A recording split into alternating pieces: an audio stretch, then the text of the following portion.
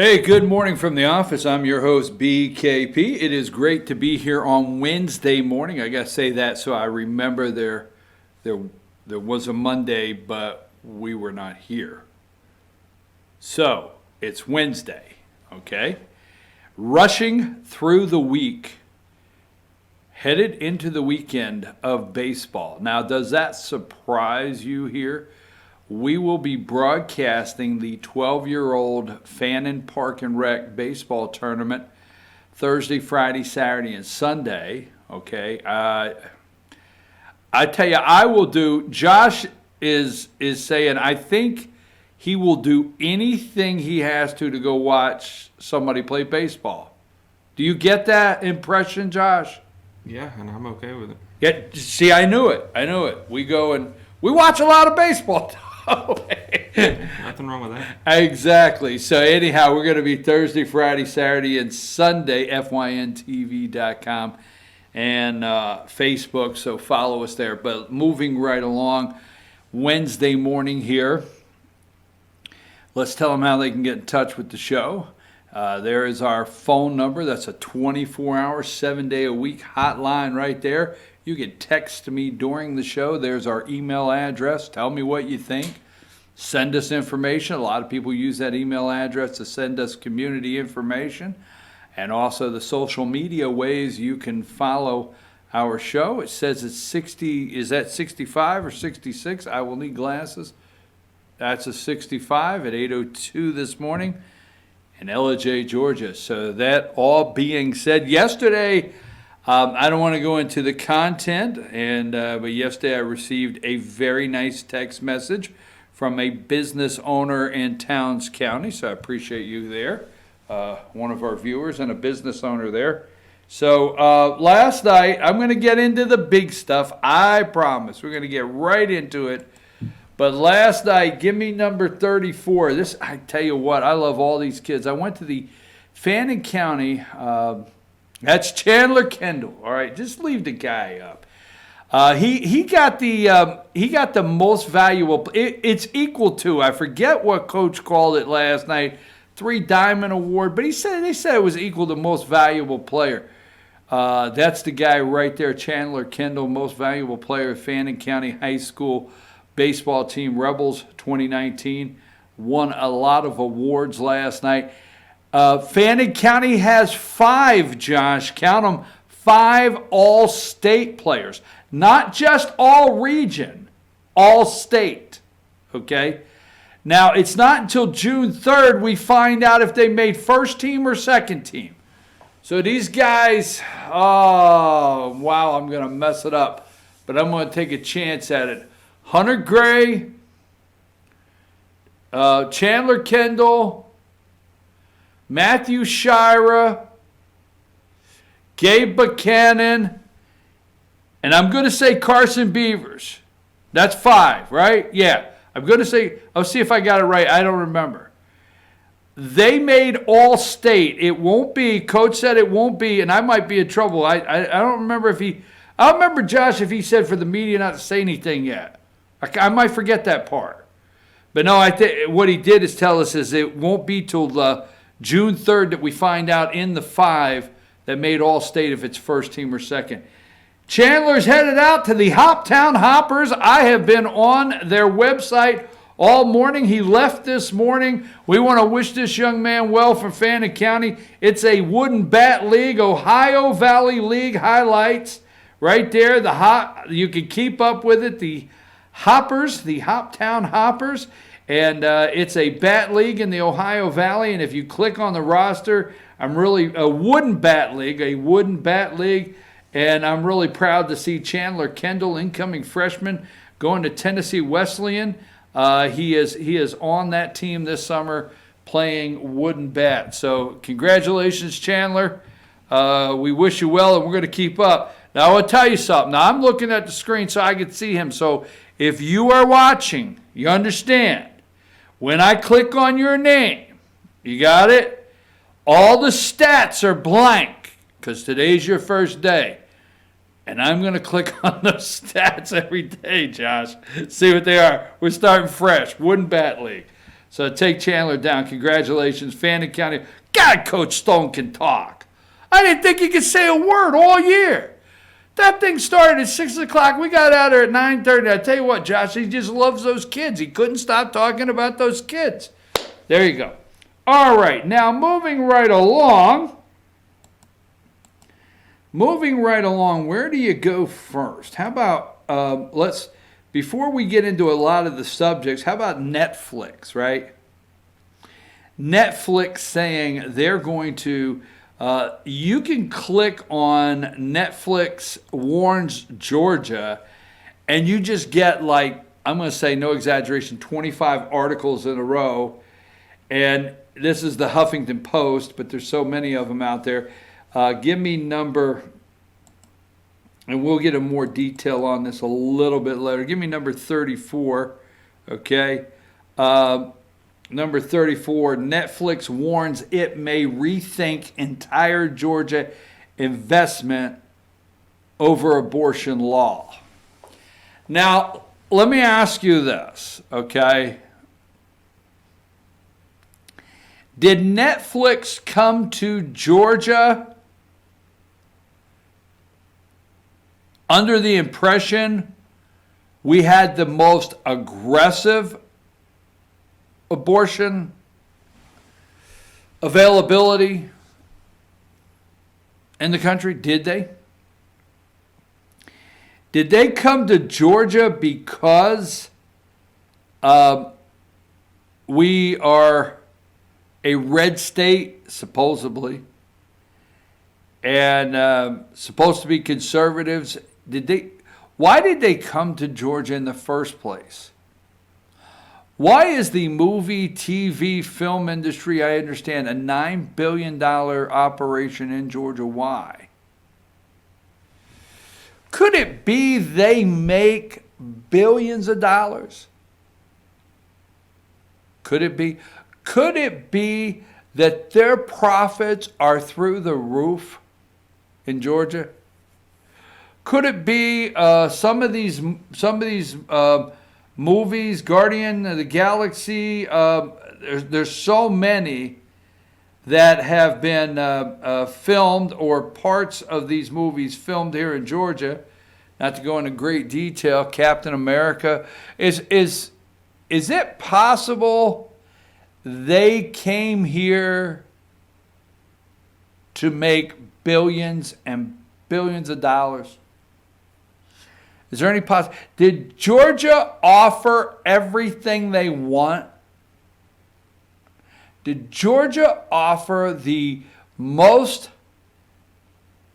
aggressive tax abatement? When I say that, did Georgia offer the most aggressive tax breaks for them? I think if you look up, Josh, Netflix paid no corporate tax last year. Try that while I'm talking. Just say Netflix did not pay corporate tax last year, and see what you get. Did they come for the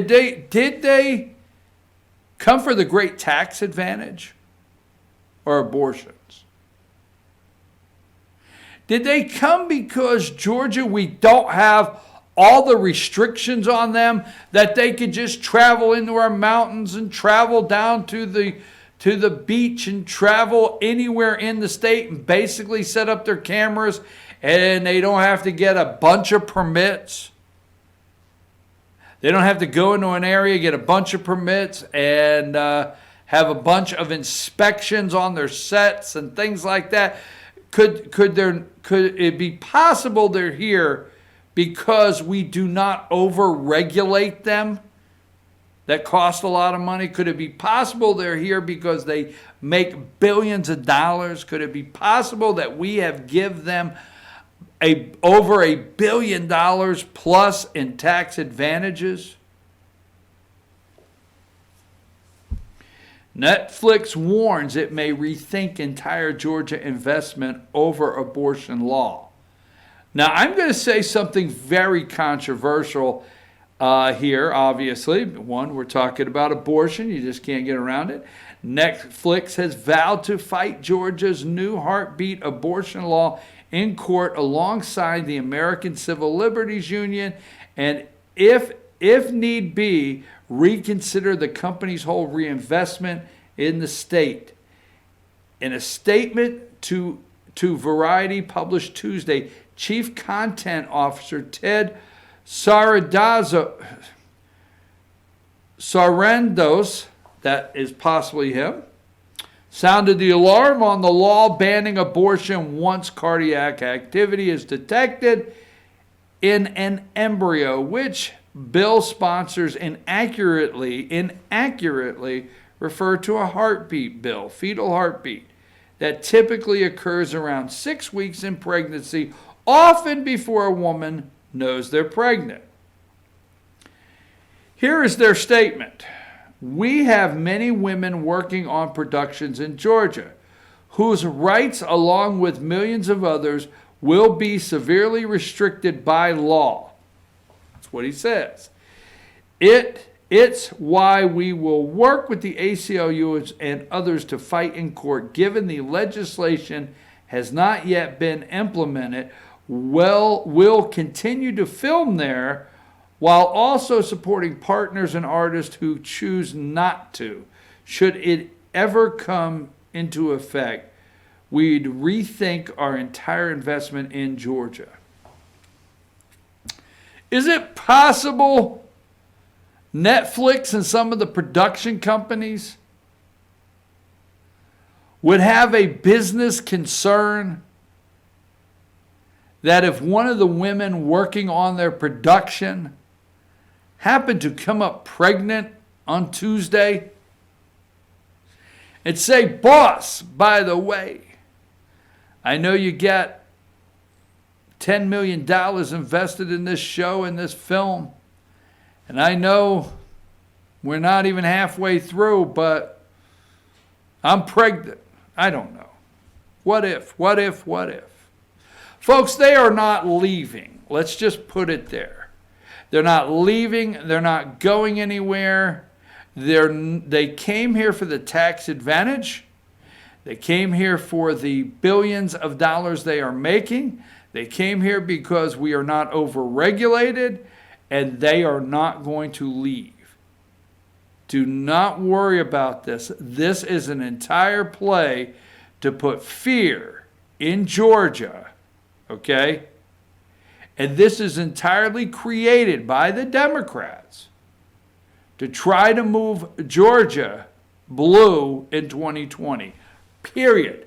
That's all this is created for, is to try to cause an uproar in Georgia and scare you, the voter, that we could lose the movie industry. Trust me, it's just a play in the Democrats' book for Georgia to go blue and to scare voters to think that a $9 billion industry is going to leave. Let me tell you something, okay? Listen to this, Republicans, and we will move on. Georgia Republicans, and we will move on. Georgia Republicans have been yelling that House Speaker David Ralston would be the reason that Georgia Republicans would lose the state house, that we would lose elections within the state of Georgia. Georgia Republicans, you better wake up and realize that this right here, okay, this issue, not abortion, what the movie industry is doing with it in Georgia is nothing more than an attempt to try to make 2020 an election for Democrats in the state. Not Donald Trump. Not Donald Trump. No. Georgia House and Georgia Senate. This right here is a total setup. Netflix and all of them are a total setup to try to help turn, okay, the gold dome. Right? Absolutely. If you think that we imported, Nathan Deal, a bunch of liberals in Georgia, wait till they get done if they could flip the House and Senate in the state of Georgia to Democrats. And this is what they're going to use as one of their campaign strategies right here. You will see the movie industry. Watch all the campaigns with the possibility of what would happen to the Georgia economy if they leave. They're going nowhere. Don't worry about it. I'm going to take a brief break. We're going to come back. I just wanted to start on that because I'm so tired of it. What about the crime bill? Why is the 1994 crime bill coming up with Joe Biden? Why is that happening? And why are Democrats, and my question directly to Democrats is, why do you think, forget how much you hate Donald Trump, okay? I got it. You hate him. Forget how much you want rid of Donald Trump. But Democrats, do you really feel, if you think things need to be fixed in any way whatsoever, that the guy that's been in Washington, D.C. for 40 years, is the guy to go do it? Who is behind this polling that says Joe Biden is leading by these astronomical, double digits over the other candidates? Who's running that? Deborah Wasserman Schultz. We've seen her work in the past. I will take a break. We'll be right back right after these messages.